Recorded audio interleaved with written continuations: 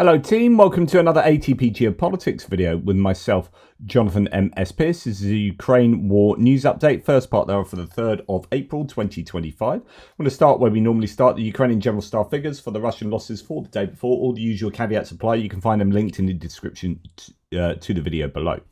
1,390 personnel lost is pretty high. We've seen numbers similar to that yesterday, and 6 tanks is lower than the daily average, but still fairly significant, given that I think tanks are going to be harder to come by going forward. 22 are troop-carrying AFVs, is just above the daily average. 49 artillery systems, well over twice the daily average. So some fairly decent numbers for the Ukrainians there. 1 multiple launch rocket system, 88 vehicles and fuel tanks. So fairly good. I think the Russians are certainly attacking still. There are a number of different pieces of video footage coming out at the moment that suggests that the Russians are mounting fairly significant, at least for the context of this period of the war, fairly significant mechanized attacks. We'll look at them, or at least I'll reference some of them in a second. Before we go there, let's just have a look at personnel numbers. And remember, that number includes killed, injured, and POWs and deserted as well. So here we have a thread from Chris Wiki saying Russian soldiers are deserting because of abusive commanders who enjoy impunity to rob them, beat them, and punish them by sending them to die in futile assaults. A Russian war blogger appeals for them to be treated mercifully by the Russian army. Anastasia Kashivarova, someone that we've referenced a number of times, writes of the problem of soldiers being deprived of protection from illegal actions by the command, deserting, being recaptured, and then being sent into assaults as punishment without any of the root causes being addressed. Quote, there are cases, and there are many of them, when soldiers run away from the front although they are ready to fight, but due to the actions of individual commanders, non-statutory relations, they are forced to desert. In this case, I do not defend those who drink, use drugs, loot, and betray their own. I defend those who went to defend the motherland and have a desire to defend the interests of the country and the people at the front, but this desire is beaten off with a military boot in the literal sense. Soldiers who are subjected to non-statutory relations, not through their fault, but because of greed and tyranny, run away to AWOL status, absent without leave, and file statements with the prosecutor's office and investigative bodies. However, the practice has developed that at the request of commanders, search groups created in military units catch them and send them back to the front. That is, soldiers are sent to the front during the preliminary investigation. There are cases when physical force is used against them already while they are being transported in the buses. For example, in St. Petersburg, they created the AWOL Center, where all the 500, the deserters, so you got 200 dead, 300 wounded, 500 deserters, soldiers are taken. After that, they face an assault at best. No one figures out why the soldier ran away. I know deserters who are not even deserters, but ran away to another unit and are fighting with normal commanders there because there are problems with discipline in the army. Some commanders fight and some steal. They create schemes, take away cards and phones and write off money, use physical violence. All this strikes at the combat capability of the army and the morale of the soldiers. Military investigation departments and the prosecutor's office can do nothing when a petition comes from a commander to return an AWOL soldier to the front. The investigation is suspended. There are no proceedings. In Krasnodar, for example, investigators stood as a human shield to prevent the removal of such soldiers who are being checked based on their statements. Our lawyer removed one of the fighters from the bus, but she succeeded thanks to the investigator. How I see a way out of the situation: 1, a ban on handing over fighters to the Special Operations Department to commanders during a preliminary investigation or an inspection in accordance with Articles 144 and 5 of the Criminal Procedure Code. 2, when establishing facts of legal actions against a fighter, transfer them to other units.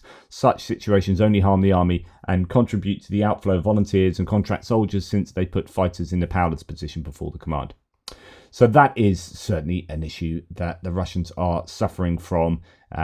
There are so many instances that have been caught on camera or been anecdotally reported of the use of punishments, zindans and basements where you put refuseniks and deserters, and it's just it seems very much that you are, as a Russian soldier, your fate is in the hands of your direct commander, and that there is very little recourse to correct your commander's actions if they are egregious. Often, just getting sent back to that unit to be sent to the front line as punishment. Anyway, moving on. So this is an example of the Russians again using the fairly sizable mechanized assault tactic of just driving at the enemy in a long line. Russians have started using large mechanized columns again, now near Andriivka in the Kharkiv direction. It seems the Russians have shifted focus to this sector, yet after 3 years, they still come up with the same tactics and the same outcome. Russia lost 7 units this morning. Actually, here is the video. I'm going to pause it. You can go and watch it at your leisure. A video from the attack says now reports Russians used 2 platoons and armoured vehicles. In total, 12 units were hit, with 7 completely destroyed. 18 Russians were killed, 7 more wounded. The amount of Russian losses is still being counted. Pretty typical Russian attack there, but they are using these mechanized columns again. Okay, 12 is not as big a column as we had seen earlier in the war, and I think that's because they just don't have the equipment. Now, as I reported in a breaking news update yesterday, a Tu-22M3, so $300 million strategic bomber has crashed in Irkutsk, taking out power line, leaving 2 villages without electricity. Pilot apparently died. Some of the other crew members appear to have still been living. This is the 5th Tu-22M3 lost by Russian aerospace forces during the war, says Max 23. The previous 4 were again in Irkutsk in August last year. 1 crashed in Stavropol Krai, 1 was shot down by the Ukrainians. In Salt Sea, 1 was set on fire by partisans and burned down. In Diaghilevo, back in 2022, 1 was damaged by a Ukrainian drone. So they have taken a few losses there. There are differing numbers as to how many the Russians still have left. On the Wikipedia page I went through yesterday, they said in 2023 they had 27. With natural attrition, I don't know how many they might have got back online, but they're probably getting down to sort of the low 20s. How many they need to keep operating at the levels they are, I don't know, to be honest. Right, I've shown you other footage that's very similar to this. I don't think it's the same footage, but it's difficult. Sometimes they repackage stuff, but I think Ukrainians are generally better at not doing that than the Russians. This, I presume, concerns the drones that are being used off the USVs in the Crimea area to give them greater distance, using the sea vehicles as repeaters for the drones. So Ukraine continues to ramp up its new deep strike campaign into Russian-occupied Crimea using heavy attack drones with live data links. Seen here, onboard footage from Ukrainian drones successfully targeting a number of Russian air defense assets and naval vessels. Some of these may have been shown before. Let's just have a look at some of the footage here. So you've got that air defense system, that radar being taken out. I don't recognize seeing that. And then we have a ship here. Have I seen that ship being targeted? Another radar. This is expensive kit, remember. And then another one there. A radar array. That looks like a knee boat, to be honest. And another ship there. Then a smaller boat here. Another boat there. Now, I know the other day I showed 3 boats being targeted, but I don't think, certainly, I don't know. Might have been some of that footage repackaged there. But yeah, another failed intercept as well from another piece of footage. This is a Pantsir. We have seen similar to this. I don't know if I've seen this one. Looks like the one from the other day. Yeah, no, we've seen that one, but there is... No, it's not that one. It's the next bit of footage. So I've shown you that one. Oh, where is it? There is an... Oh, I might have deleted it. There was one with a Pantsir shooting straight past the drone, but I don't know. There must have been an issue with that, and he's deleted it, so it might not have been correct footage. Yeah, it seems to have gone. That was what I was going to show you, because I'd not seen that footage before, and it was a air defense missile shooting right past a drone. Anyway, that seems to be a tactic that has been quite successful for the Ukrainians, and I imagine they're going to be using that a lot more, sending these sea babies with drones on top of them to the Crimean Peninsula and along that coast of the Kherson Oblast to hit Russian targets both in the water and inland. Now, this footage, fascinating. So I showed you the HIMARS footage of a HIMARS set of rockets or missiles hitting an area where there were 4 helicopters. Now there's on the ground footage showing the damage from these what are they? They're tungsten fragmentation missiles that send out 720,000 tungsten fragments. These helicopters have been in some cases shredded. In other cases you're wondering how bad the damage is, but we'll actually talk about this in a second. Like, obviously this is a very badly damaged helicopter that has got holes all over it, and one would assume someone was saying that's actually beyond economical repair. Like, you're having to replace all the parts of this. So you might think, oh, it hasn't done too much damage. You could get that up in the air, but these helicopters, you don't want to be taking your chances. And then actually quite a few of the weapons on board have also been badly damaged, or at least have, well, you might think superficial damage, but actually I think it's worse than it first might look. He goes on to look around these other helicopters. One of them has most of its fuselage taken out. So there are differing amounts of damage done to these. I'm just trying to get to that point. Is it this one? Yes, I think it is. So this one, you can see the windows have been absolutely taken out. Front has been hammered quite a bit. And then here we've got, I think some of the weaponry on this one is damaged. Yeah, you see those tubes, a few of those tubes taken out. And then it goes around the back and you can see that this is absolutely knackered there. I mean, that one has taken one hell of a ripping out. So that's a lot of the fuselage then completely damaged. So, yeah, there you go. Not looking good. I was looking at some of that footage, and I've skipped through it a bit there, thinking, oh, that's not too bad. You could fix that up. This was the original footage, if you remember, where you had these explosions nearby. I think one of the helicopters might have been properly hit.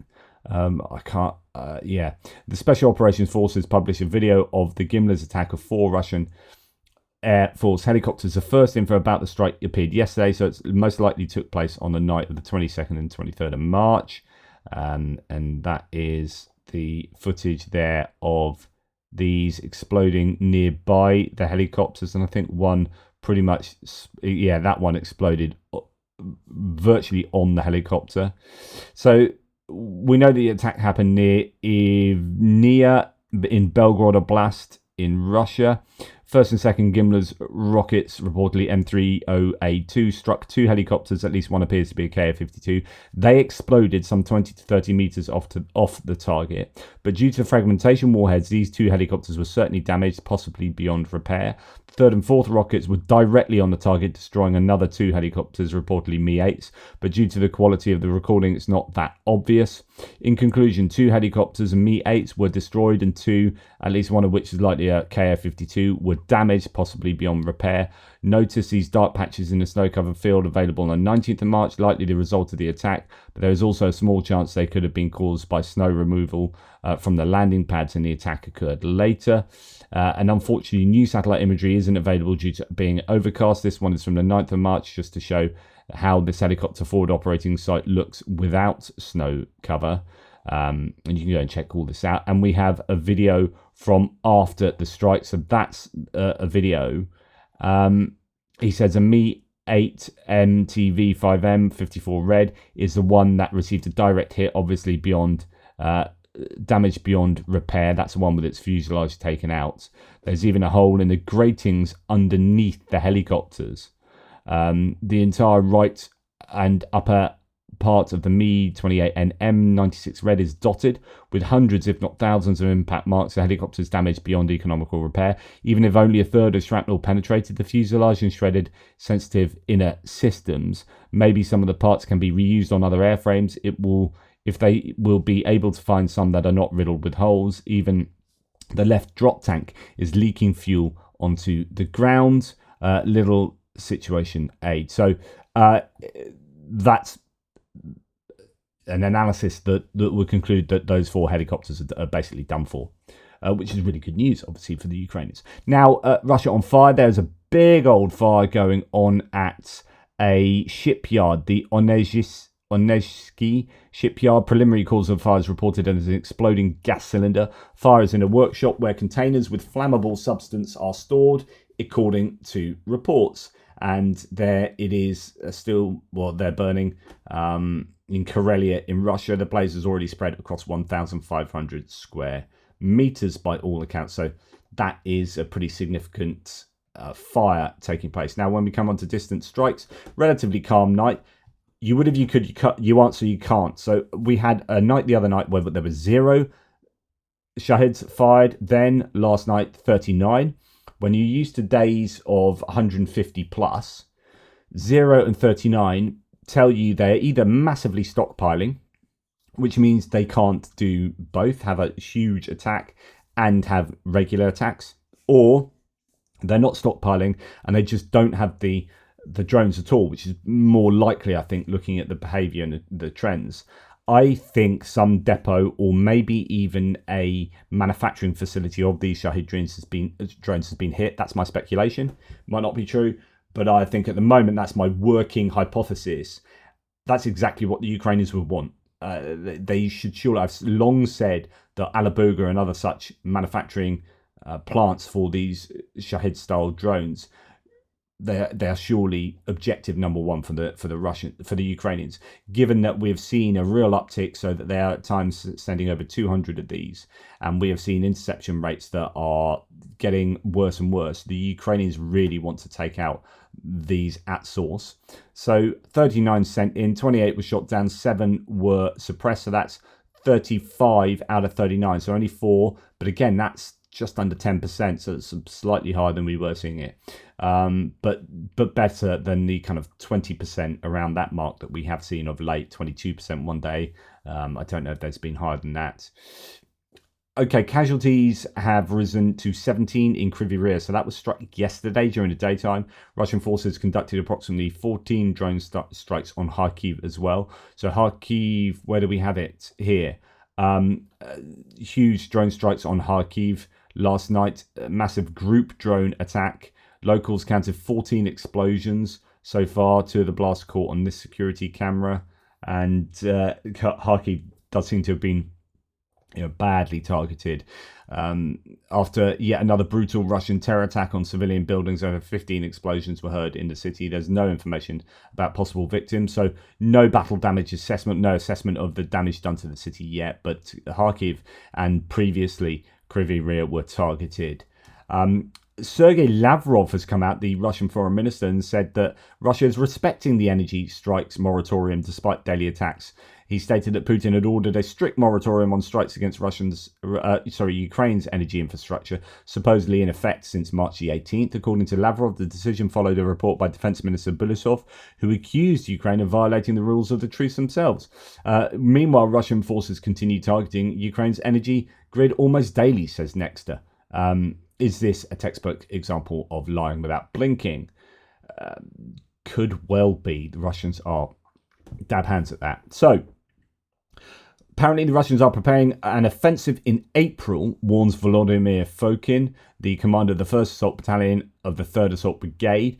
Quote, the enemy has reserves and is training troops at firing ranges. In the 3rd Brigade sector, they may throw 2 to 3 divisions into the attack. This is something we've been hearing a lot about, that the Russians, they've culminated, but part of why they've culminated, arguably, is that they might be actually training recruits up and readying themselves for a larger counteroffensive or a larger offensive. And so at the moment, they are just fighting with what they've got on the front lines and not replenishing people. And that's why it's looking more challenging for them in certain areas, but it could be the calm before the storm. And more than a fifth of Russia's intelligence recruits in Ukraine are minors. They're children, says the SBU. According to our statistics, 22% of the detected criminals, so people that go around burning vehicles and whatnot, apparently, well, from what I gather, people are contacted online on the dark web. That's a favorite one, which is, for those who don't know, the dark web, as I understand it, is like an internet that sits underneath the World Wide Web, and it shares, what is it? It shares all of its data, does it, equally around. So there's no one place where data is stored, and it's therefore you can do dodgy things. I mean, my opinion would be that the whole dark web is primarily going to be something that you can use to take advantage of laws, and you can break the law, and that's why you get sort of lots of dodgy footage on there and criminal activity, I think. But you can have state actors like Russia and their FSB contacting people through the dark web and getting to do stuff, or just generally through the web and bribing people. We heard of the story of a 14-year-old girl who was going to blow something up the other day, who was being bribed with, she'd obviously had taken naked pictures of herself or something. She's being bribed with them by the, one presumes, the FSB.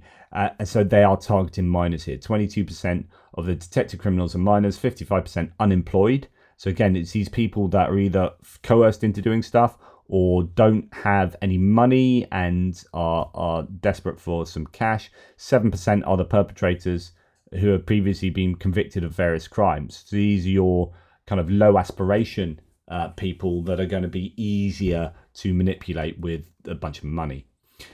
Talking about children, Russians are reportedly bringing their children to the front line for a sort of safari, teaching them to kill Ukrainians. That's a claim here from Sergei Sumleny. I'm hoping to interview him at some point. I don't know how anecdotal this is, how widespread it is, but here is,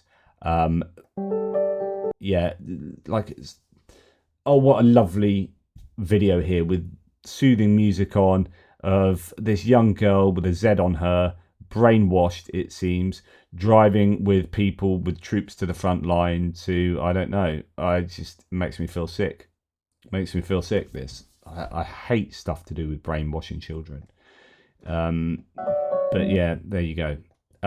Right, on to some, just very quickly on peace negotiations, how they are going. NATO may well play a key role in deploying European troops to Ukraine. France and UK leading the talks, but they do have plans to include using NATO command structures, intelligence, surveillance, and whatnot to support a coalition of the willing, indirectly therefore involving the US. I imagine they would have to, like, just doing stuff unilaterally or bilaterally or amongst that coalition. They're going to need to draw on the structures of, say, NATO and some of the intelligence gathering networks and hardware. White House admits Trump won't secure a Ukraine ceasefire by Easter, according to the Daily Telegraph. The report says Trump is growing frustrated with the Kremlin for stalling a deal and plans to pressure both Moscow and Kyiv into a settlement. But then you have Keith Kellogg, who's been sidelined into oblivion recently, the envoy to Ukraine, coming out saying that he believes Russia and Ukraine are nearing a ceasefire. Quote, Trump is frustrated with both Zelensky and Putin as well, but we're going to get there. What we want to have is a comprehensive 30-day ceasefire. Well, yeah, okay, good luck with that, but how close are you? So he seems to think they're close. Yeah, White House is indicating that it's getting further away. Ukrainian delegation will soon arrive in the US to discuss a natural resources deal, according to Treasury Secretary Scott Bessent. He stated that the visit is expected to take place this week or early next week, and confirmed that Ukraine has hired lawyers while Washington is ready to proceed. Of course, the latest iteration of that deal is just hugely extortionate. It's just a big plan to very openly extort Ukraine of their natural resources. And at the same time, yesterday, the Russian negotiator Kirill Dmitriev, met with Steve Witkoff to discuss, one presumes, opening up trade between Russia and the US. So I don't know the outcome of that in any kind of granular detail, other than they just met. But it sickens me that the US lifted sanctions on Dmitriev in order to bring him to Washington and do deals under the table with the enemy, just because they're no longer the enemy, right? Just does my nutting. Anyway, that's enough from me. Thank you very much for watching. Really appreciate your support. Just to let you know, we are running a campaign that I have done nothing to formally announce, and I would love you guys to help us out. At the moment, we are 1,637 euros into it, so that's great that we have got off the ground, but it'd be really good if we could get that moving. Thank you so much to the people who have contributed. The donor wall at the bottom here should give all your details out. I'm going to go through this and let you guys know, who have been awesome, and talk to you about the details of that in a forthcoming video. In the meantime, take care, guys. Speak to you soon.